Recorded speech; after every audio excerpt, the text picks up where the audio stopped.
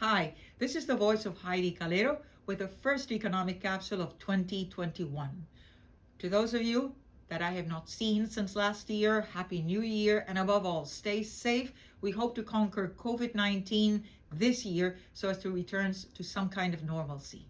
On January 2nd, 2021, the governor of Puerto Rico was sworn into oath for the next 4 years, Governor Pedro Pierluisi, and he has an enormous challenge ahead because we have to reconstruct the Puerto Rico economy, and part of that bloodline has to do with the recurrent fiscal revenues.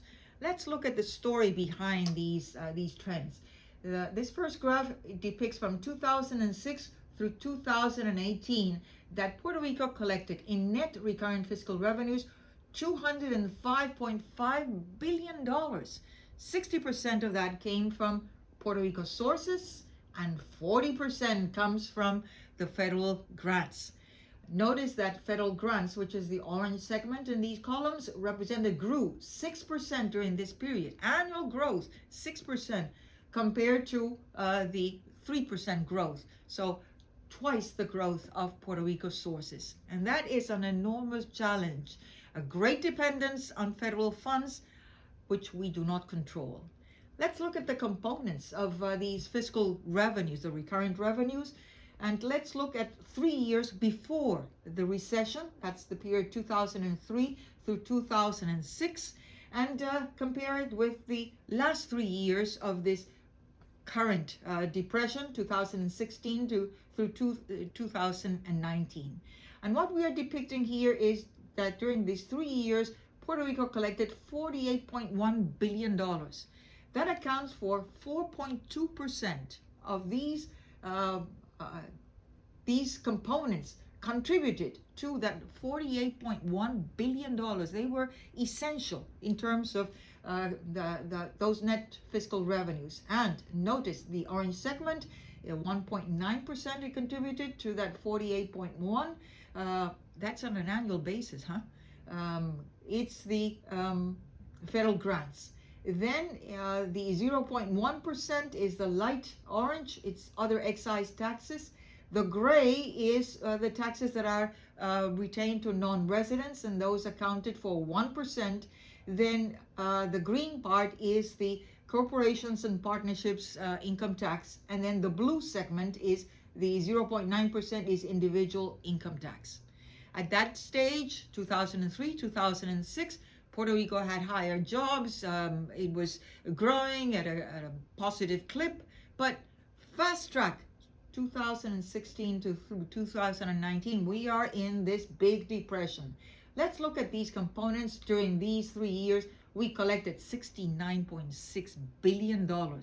And of those, we can dissect them that 11.3%, almost annually, of these $69.6 billion were really dissected into these components. Again, notice, federal grants, 6.5% of that 11.3.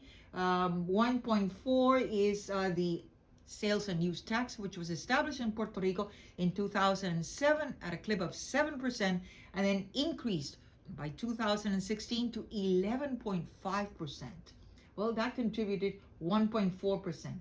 Then the magenta segment that you see here, which is new, it was not present in 2003, 2006, that's 0.4, and that's low 154. Again, 4% on exports of U.S. foreign companies for purposes of taxes in Puerto Rico, but the U.S. Treasury has credited whatever they pay to Puerto Rico, of that 4%, against their federal taxes.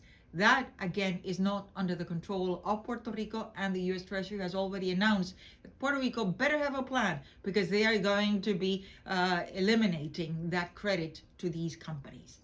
Then you have 1.1%, which is other excise taxes, 1.5%, which is the green income tax, corporations and partnerships, and then notice individual income tax, 0.4% compared to almost 1%.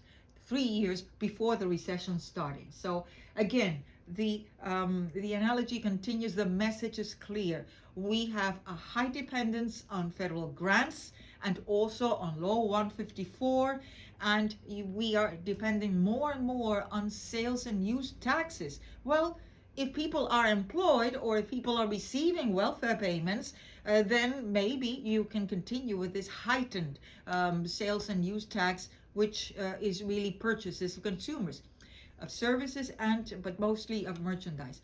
But if you are unemployed, if you are not receiving that much, be it in terms of stimulus packages or in terms of welfare, and there are not enough jobs, that is going to decline. So a great challenge for this administration going forward is how to make more efficient use of these federal monies that are coming now from the Hurricane Maria, as well as from the earthquakes of January 2020, as well as from the stimulus packages of 2020 in terms of COVID-19.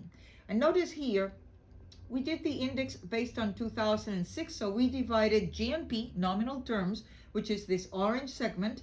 We divided each year through 2019, divided into the year of 2006, so as to see how much progress has been made. And in nominal terms, the economy has grown 22% above 2006.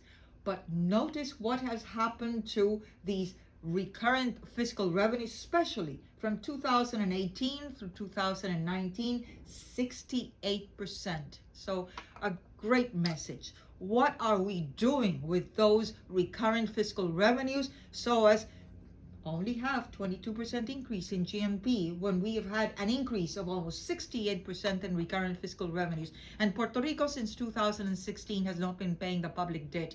So we need, really, the big question is, Puerto Rico, how are you going to be more efficient in the use of your government revenues? How are you going to reduce the dependence under these federal funds? And those that are coming, that are going to be used for infrastructure, use them efficiently, because they are not going to last forever, maybe for the next 2 to 3 years. So we have to make good use of those federal funds. And above all, we must start paying and renegotiating the public debt. So big challenges ahead, at the same time that we need to substitute that federal funds dependence with a vibrant economy, more dependent on Puerto Rico in terms of its manufacturing sector, in terms of tourism, in terms of services, in terms of agriculture. There are many economic sectors, but we need to focus on a very clear vision and a clear message of what it is that this administration has to do for the next 4 years into the 21st century. Until the next capsule.